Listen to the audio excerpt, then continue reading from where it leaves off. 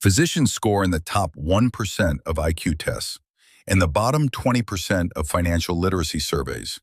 That gap isn't an accident. Medical school spent years making you the best clinician possible. It also, completely by accident, made you terrible with money. Here's the neuroscience. 5 mechanisms, all of them installed during training, all of them still running. Let's go through them one by one. Number 1. Overconfidence. You diagnosed a pulmonary embolism at 3 a.m. on no sleep. You performed a procedure most physicians never attempt.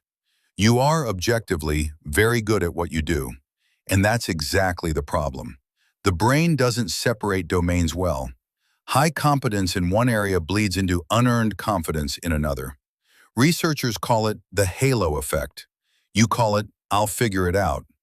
Most physicians never figure it out, not because they're not smart enough, because they assumed they already were. Number 2, the deferred gratification trap. Medical training selects for one specific personality trait above all others, the ability to delay reward. 4 years of undergrad, 4 years of med school, 3 to 7 years of residency. You spent a decade telling yourself, later, I'll live later, I'll spend later, I'll enjoy later. Then the attending salary hits, and the brain finally exhales. Later is now. The problem, you never learn to spend intentionally, you only learn to suppress. So when the suppression lifts, it doesn't lift gradually. It explodes. Luxury car, big house, European vacation, all in year 1. That's not enjoyment. That's a decade of deprivation detonating at once. Number 3, social comparison. You walk into the doctor's lounge. Someone mentions their new Tesla. Someone else just bought a lake house. Nobody talks about their index funds. Nobody mentions their Roth IRA. The visible wins dominate the conversation.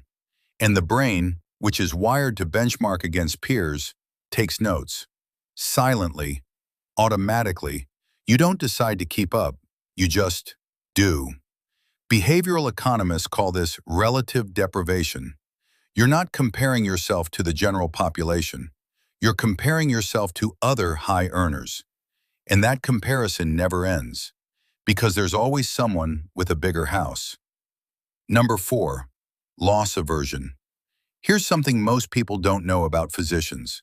They are disproportionately afraid of losing money. Not because they're weak, because they've spent their entire career in a high-stakes loss environment. A wrong decision costs a life. That wiring doesn't stay in the hospital. It follows you into your brokerage account. The market drops 15%. A normal investor holds.